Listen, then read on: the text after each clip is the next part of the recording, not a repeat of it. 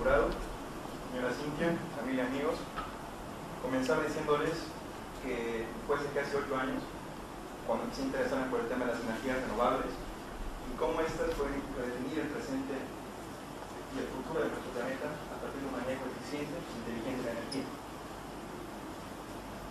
En el año 2003, un grupo de compañeros de colegio y yo presentamos en esta misma universidad el sistema de riego controlado por goteo, el cual buscaba convertirse en una propuesta para un manejo eficiente y responsable de los recursos hídricos para cultivos a gran escala, logrando de este modo un manejo eficiente y responsable del agua.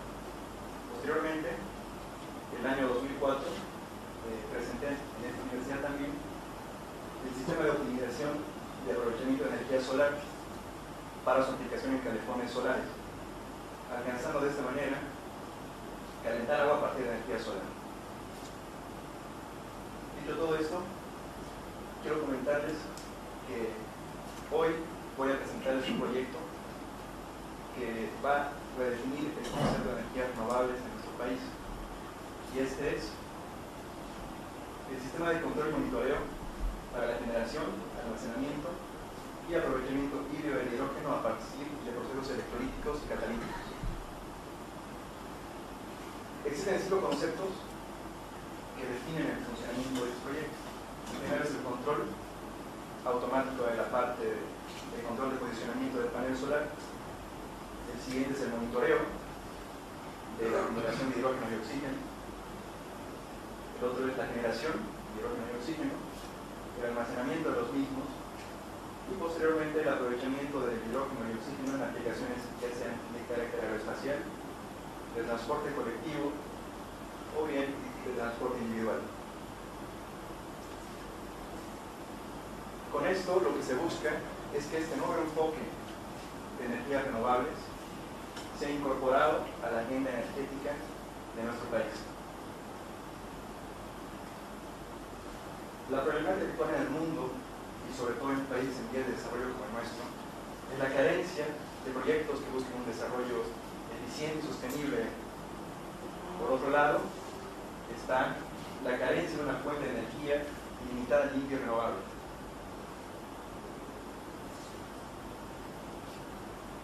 Es esta realidad la que está ocasionando una serie de desequilibrios en nuestro planeta que ya se están empezando a sentir, como por ejemplo tenemos la polución, la contaminación nuclear, inundaciones, fenómenos ambientales que nos muestran un mundo en crisis. Seguramente muchos de ustedes han escuchado acerca del calentamiento global, pero ¿qué es esto exactamente? La radiación del Sol llega a nuestro planeta en forma de luz. Esta es absorbida y parte de esta calienta nuestro planeta. El resto de esta es reflejada en forma de radiación infrarroja. Ahora, el problema radica en esta delgada capa que ustedes ven encima de la Tierra. Esta se está llenando cada vez más de gases de efecto invernadero, los cuales hacen que cada vez más radiación infrarroja sea atrapada en nuestra atmósfera, consecuentemente calienta la misma. Bueno, esta es la explicación tradicional de lo que es el calentamiento global, pero aquí una que creo que es mejor. Calentamiento global o a nadie le gusta.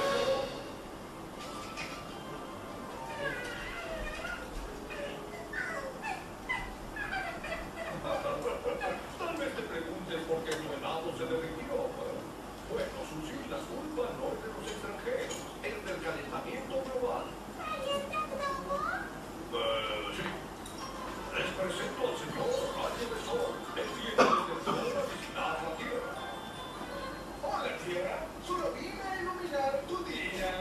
La la la la la la la la la. Y ahora me voy. No tan rápido, Rayo de Sol. Somos los gases de invernadero. No irás a ningún lado.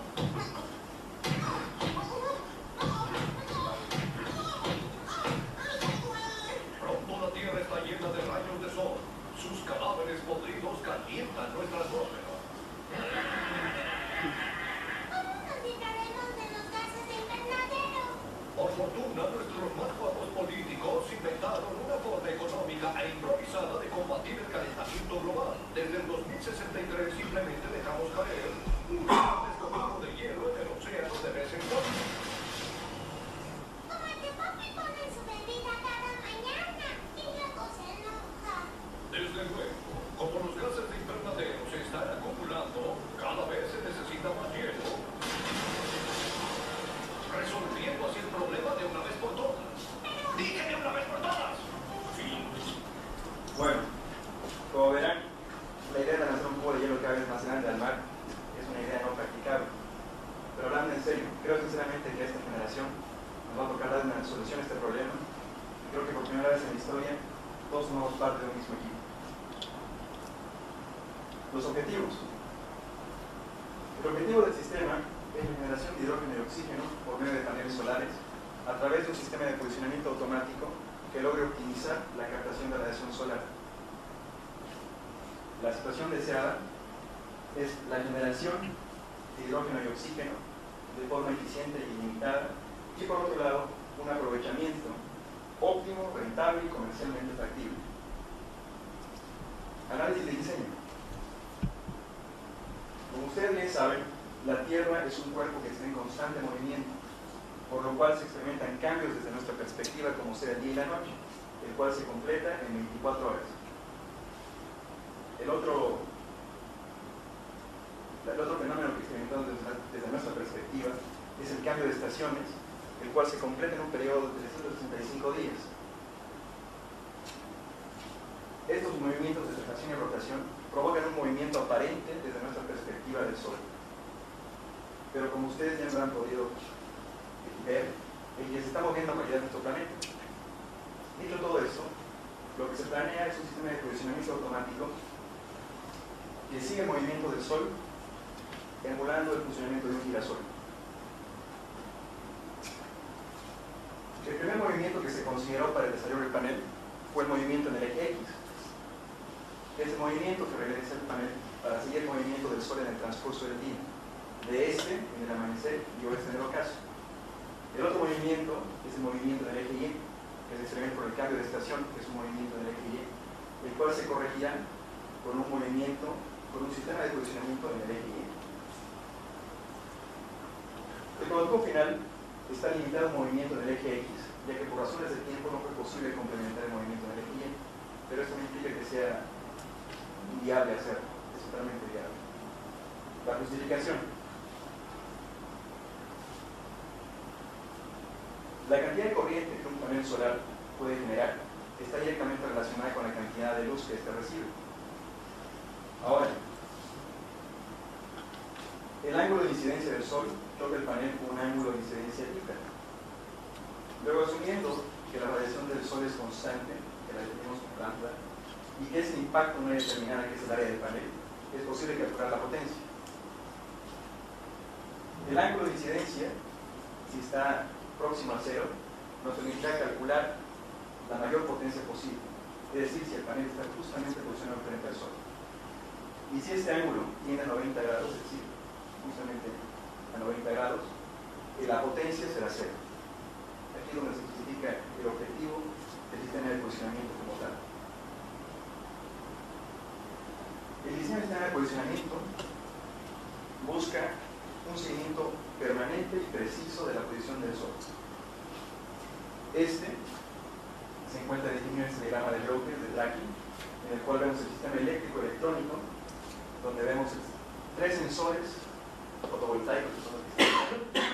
El microcontrolador PIC, que está en esta caja, el cual manda una señal de control al motor DC por medio de un circuito de potencia, en este caso un puente H. Todo este sistema se encuentra alimentado por una batería de 12 voltios, la cual es permanentemente cargada por los mismos paneles solares. Luego la parte mecánica está compuesta por engranajes, un tornillo sin fin y elementos actuadores. El diagrama de control del lado cerrado está compuesto por una posición del Sol, que es la señal de entrada, un comparador sumador, el microcontrolador PIC, el movimiento del panel, sensores fotovoltaicos con una señal de retroalimentación positiva en todo momento, y finalmente la salida. El sistema eléctrico electrónico, como ya se dijo antes, está compuesto por sensores fotovoltaicos que mandan información en tiempo real al PIC de la posición del Sol, el cual interpretará esta información y mandará una señal de control al motor DC por medio de un puente ancho. El sistema mecánico tiene como finalidad soportar toda la estructura que soporte el mismo panel. Este está compuesto por un motor de corriente continua de limpia parabrisas que fue elegido por su gran torque, el cual está conectado por un motor, está conectado a un tornillo sin fin, que es el que está acá, el cual al moverse, moverá un elemento actuador que estirará este delgado cable y moverá el panel en un lado o en otro. Otros elementos que se consideraron ya en la parte de pruebas fue la introducción de un semicírculo y resortes tesadores que lo que buscan es mantener el cable permanentemente tesado para que el panel no zafe. Luego se ocuparon poleas y elementos actuadores. En el dimensionamiento del circuito de potencia se hicieron medidas permanentes tanto con carga y sin carga en el motor, teniendo como resultado 400 mA y 12 voltios sin carga y 900 mA y 12 voltios con carga. Esta parte fue crucial para definir qué tipo de transistores de potencia se iban a ocupar. Por todo esto se decidió ocupar transistores MOSFET, el IRF9530 y el IRF530, los cuales se comportan como puestos entre sí. Estos soportan una tensión y corriente pico de 12 amperes y 100 voltios. Antes de pasar a explicar cómo funciona el puente H, que es la parte del circuito de potencia, voy a explicarles rápidamente cómo funciona el MOSFET. El IRF9530, que es el que está acá, funcionará si y solo si el gate está referido a tierra. Y su opuesto, que es el IRF9530, que es el que está allá, funcionará si y solo si el gate está referido a VCC. Entonces, cuando el PIC manda una señal de control a la entrada A1, la cual está aproximadamente en 5 voltios, esta tensión es capaz de polarizar el BJT que está acá. Esto hará que el gate del primer IRF esté referido a tierra y este empiece a conducir. Luego en la entrada B2, esta estará referida a 0 voltios, lo cual impedirá que el BJT conduzca y entonces el gate permanecerá conectado a VCC. El resultado de esto es que la corriente fluirá de la siguiente manera, haciendo que el motor gire en el sentido de la parte de control indicó. Lo mismo, pero con un comportamiento opuesto, ocurre en el otro lado para que el motor gire a la izquierda.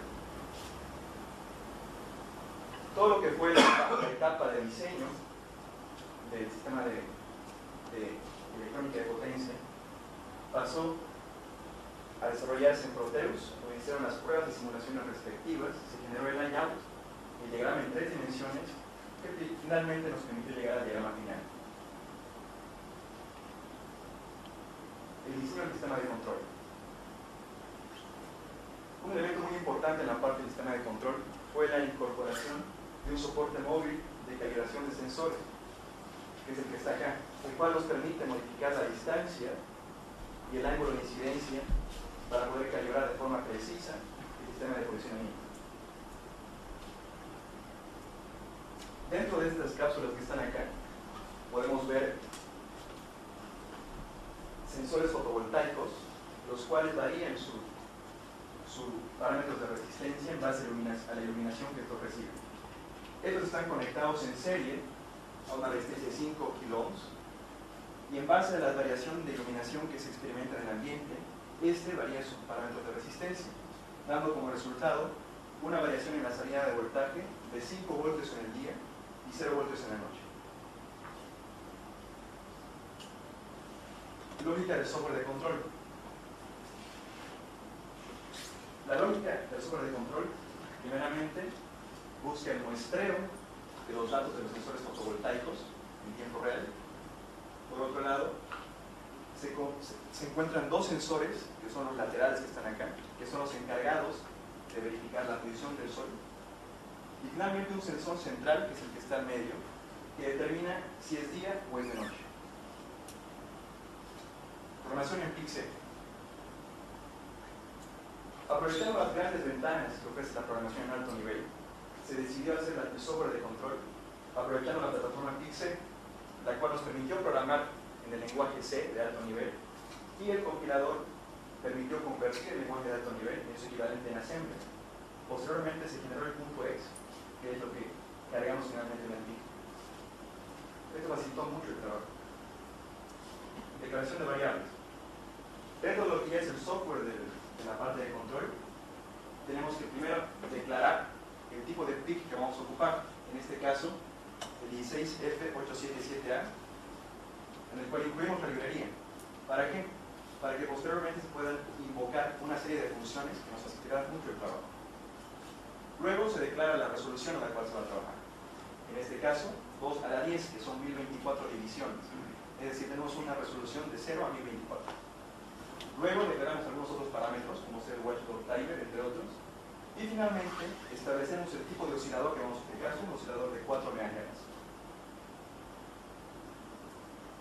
Luego, está el procedimiento cargar variable, en el cual definimos los parámetros de referencia y comparación, en base a los cuales se basará el sensor del centro.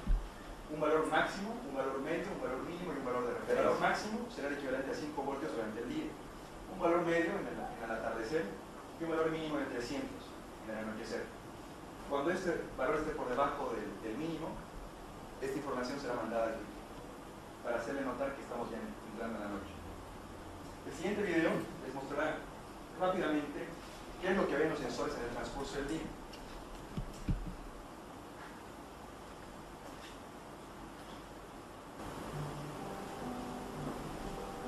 Aquí pueden ver 5 voltios, que es el dato analógico, que es lo que ve el PIC, y finalmente los 1020, que ya es el dato digital, que es lo que entra al software.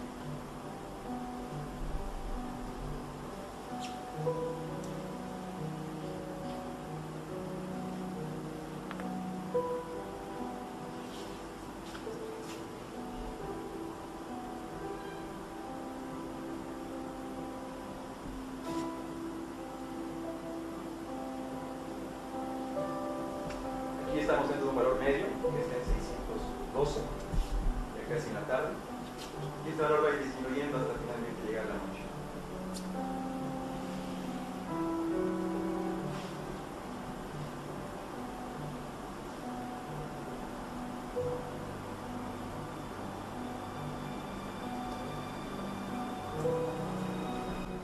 Bueno, eso es lo que ven los sensores. Una vez dicho esto, como han visto, tiene un valor analógico que es de 5 voltios, pero esta información no la puede interpretar el PIC. Este trabaja con solo datos digitales. Es por eso que ahora vamos a entrar a la configuración del convertidor analógico digital que está dentro del PIC. Esta es una imagen dentro de lo que fue el Proteus, en el cual vemos los 3 sensores conectados en su disposición de divisor de voltaje, cuyas salidas se conectan a las entradas del convertidor analógico digital del PIC, que son A0, A1 y A2.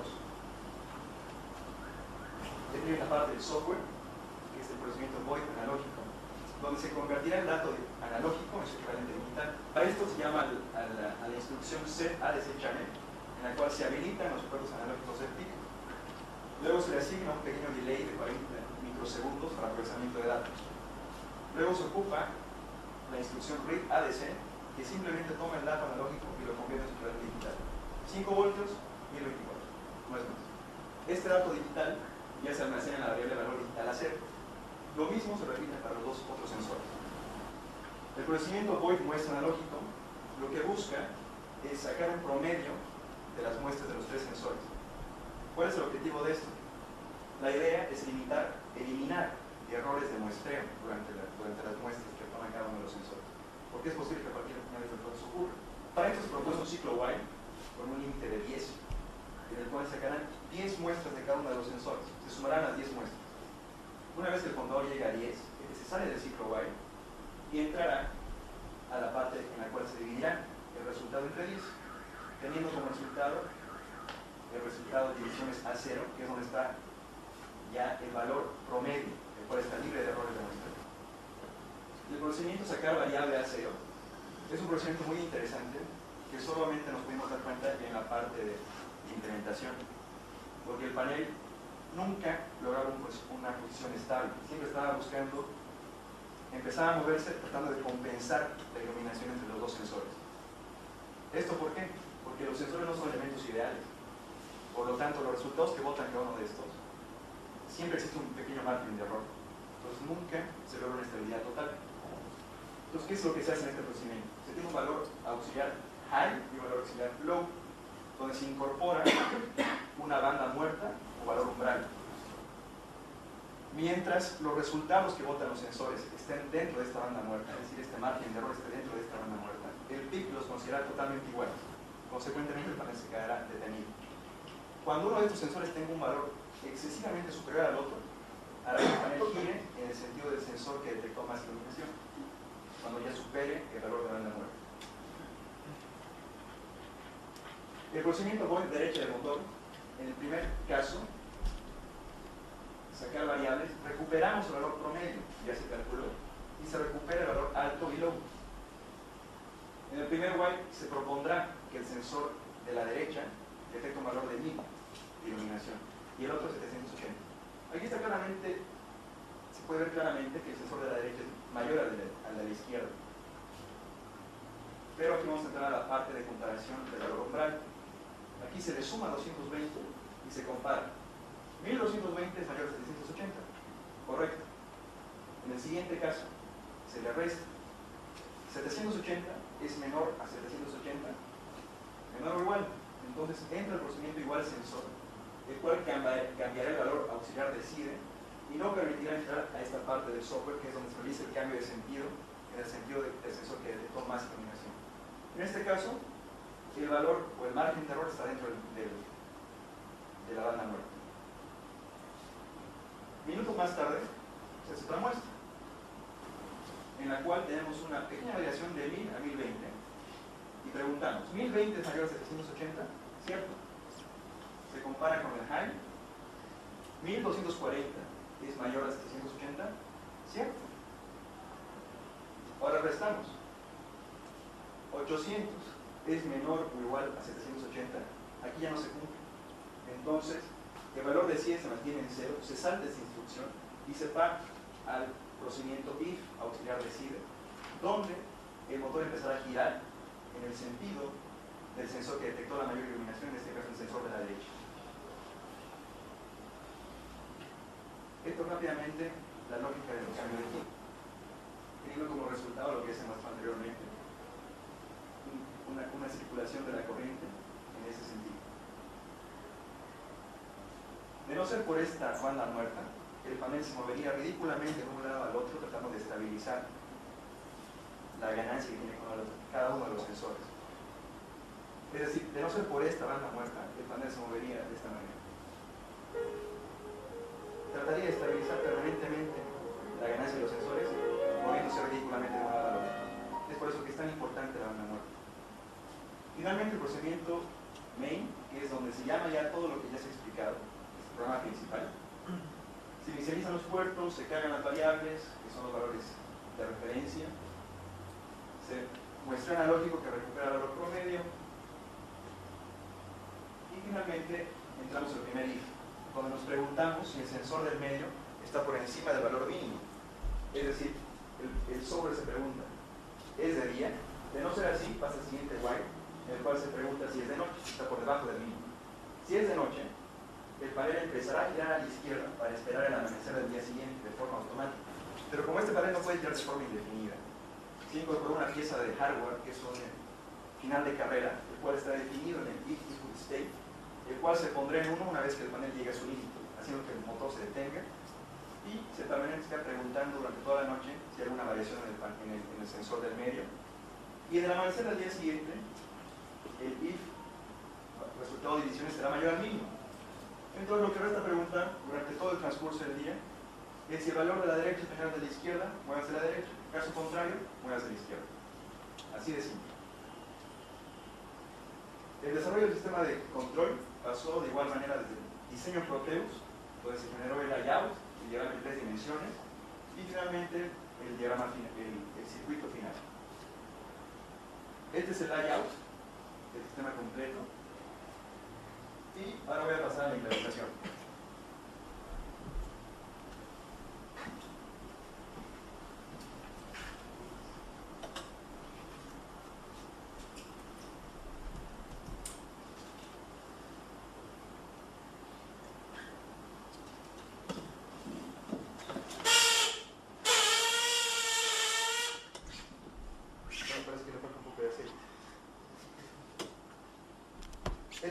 sensores, cuando tapo el sensor de la izquierda o el de la derecha, el panel se empezará a mover en un sentido. Pueden ver el papel que está girando ahí.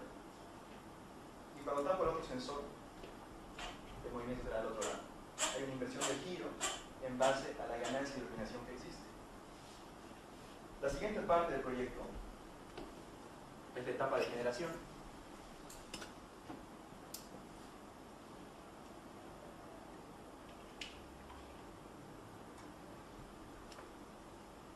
Lo que está acá es una celda de disociación, la cual permite disociar el hidrógeno y el oxígeno que está en el agua.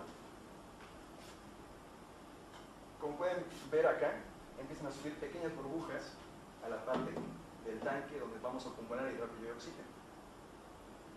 Esta etapa es un poco peligrosa, ya que se genera hidrógeno y oxígeno juntos y se acumulan en este lugar.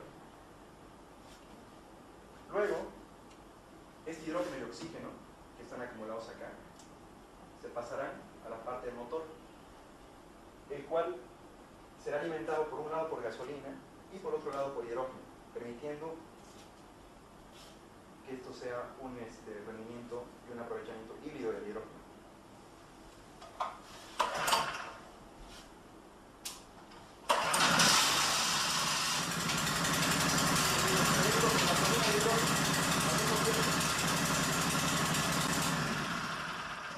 Bueno, por cuestiones de emisiones, voy a apagarlo porque es bastante tóxico. Entonces aquí se ve claramente que está generando hidrógeno y oxígeno, el cual es alimentado por medio del carburador y se logra un aprovechamiento híbrido del hidrógeno. Aquí pueden ver que cada vez rápidamente se empieza a generar más y más hidrógeno porque empiezan a funcionar los catalizadores.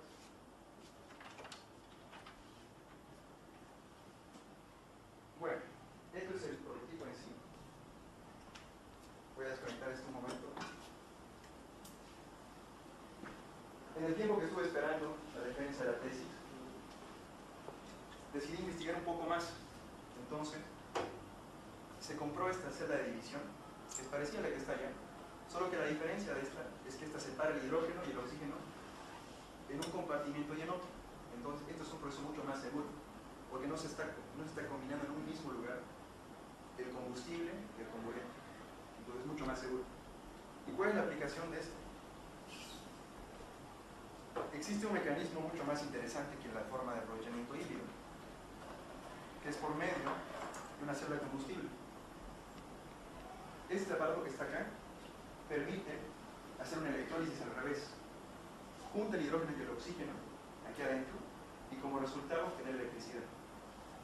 Pero esto será posible y viable si y solo si se genera hidrógeno y oxígeno por separado. Más adelante les voy a mostrar cómo funciona esto exactamente. Bueno, luego tenemos el rendimiento del panel. En la primera gráfica, que es la curva de color azul, tenemos el rendimiento del panel inmóvil, sin el sistema de posicionamiento. Para el color verde es el rendimiento del panel con el sistema de posicionamiento solamente en el eje Y, siguiendo los cambios de estación.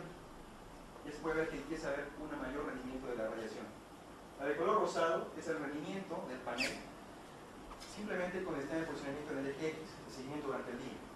Y finalmente la de color rojo es el rendimiento del panel con ambos sistemas. Es la mayor ganancia de radiación y es lo más eficiente. Antes de pasar a las conclusiones y recomendaciones, quiero compartir con ustedes una visión del futuro, y es una realidad hoy en día en algunos países del mundo. Y esto se trata de un vehículo invisible al medio ambiente en cuanto a emisiones. Aquí lo tienen.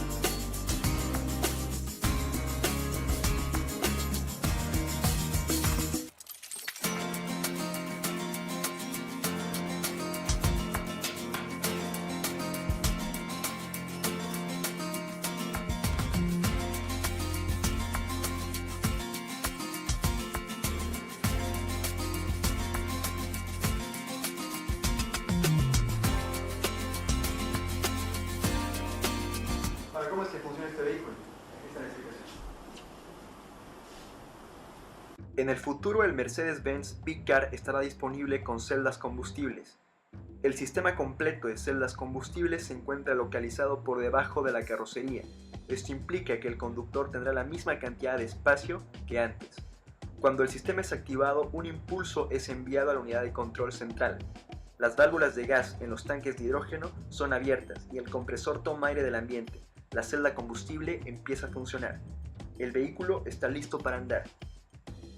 El aire del ambiente es filtrado y luego acondicionado para la celda combustible. Lo mismo ocurre con el hidrógeno. El principio de funcionamiento de una celda combustible es bastante simple. Una reacción química controlada entre oxígeno e hidrógeno tiene lugar. Esto produce energía eléctrica y calor. Una membrana dentro de la celda combustible separa los dos gases. Solo los protones de los átomos de hidrógeno pueden pasar a través de ella. Los electrones liberados se ramifican y la corriente eléctrica resultante alimenta al vehículo. Los protones y los electrones reaccionan con los átomos de oxígeno para formar H2O, más conocido como agua. Cuando el conductor acelera, el compresor incrementa el suministro de aire y las válvulas que controlan la cantidad de hidrógeno se regulan automáticamente. Mientras la cantidad de electricidad aumenta, más corriente es suministrada al motor eléctrico del vehículo, y un incremento en la corriente eléctrica también incrementa el rendimiento. La potencia eléctrica del motor es transferida directamente hacia las llantas, por medio de engranajes de tracción fija. El sistema de celdas combustibles carga la batería dependiendo del nivel de carga específico. Lo mismo ocurre con el frenado, con el motor funcionando como un generador, el cual produce una corriente eléctrica. La energía almacenada en la batería suministra la energía dinámica durante la aceleración y es utilizada para activar nuevamente el sistema de celdas combustible. Un vehículo de hidrógeno es cargado de igual manera que un vehículo de combustión interna, solamente la tobera es distinta. La razón de esto es la alta presión, arriba de 10.000 psi, a la cual el hidrógeno es cargado en el tanque. Los tanques tienen suficiente hidrógeno para darle al conductor una autonomía de 400 kilómetros. Estos están hechos de aluminio y están recubiertos por fibra de carbono para así poder soportar la alta presión. La presión interna de los tanques asegura la máxima seguridad en caso de accidentes, ya que de existir una fuga, esta es liberada rápidamente. Una corriente eléctrica es creada en la celda combustible, junto con calor y vapor. Estos salen del vehículo a través del escape. Este es un proceso limpio y convierte al F-Cell en un verdadero vehículo de cero emisiones. Bueno, ese es el funcionamiento de la celda combustible. Conclusiones y recomendaciones. La factibilidad del proyecto, que es algo muy importante. Para poder analizar la factibilidad del proyecto, se propuso un modelo de estudio de factibilidad, el cual fue sometido a varias corridas para ver el comportamiento de la tasa interna de retorno. Después de varias corridas, se vio que existen dos variables que son extremadamente sensibles para la factibilidad del proyecto. Estas son el precio de los paneles y la escala de generación. La primera corrida se propuso un precio de watt generado de $1, una escala de generación de 1 megawatt, 2 horas de generación y una inversión de $1.000.000. Tiene se puede ver de 0 a 20 años plazo, tiene un valor presente neto de 1.700.000 y una tasa interna de retorno de 18.87%. Es muy rentable. El siguiente escenario se tiene un precio watt generado de $1, una escala de generación de 200 watts, que es lo que está acá, 100 watts por panel, 12 horas y $600 de inversión. En este caso, los resultados son los siguientes: un valor presente neto de $20.6 y una tasa interna de retorno de 1.20%. Esto no es rentable. Esto es rentable sí, solo existe una escala de $1, que es como ya se mostró anteriormente. El otro factor, el precio de los paneles, es el precio watt generado. Tiene $4 por precio watt generado, una escala de generación de 1 mega otra vez, 12 horas y una inversión de $4 millones. Y el valor presente neto acá es $500.000, total pérdida, y una tasa interna de retorno de menos 2.56%. El precio de los paneles destruye la factibilidad del proyecto. La siguiente corrida es con un precio watt generado que en vez de ocupar paneles solares ocupará energía eléctrica de la red. $0.04 por precio watt generado, 1 megawatt, hora de generación 12, una inversión de $300.000. Aquí vamos a comparar el primer resultado, valor presente neto 700.000, tasa interna de retorno de 10.29. Esto es ocupando energía en la red. Comparado con el panel, con una escala de 1 mega, se puede ver claramente que el panel es más rentable. Ahora, todas las corridas realizadas anteriormente fueron considerando precios de combustible internacional. Ahora vamos a hacer las mismas corridas, pero considerando el precio del combustible nacional subvencionado. A ver cómo se comporta esto.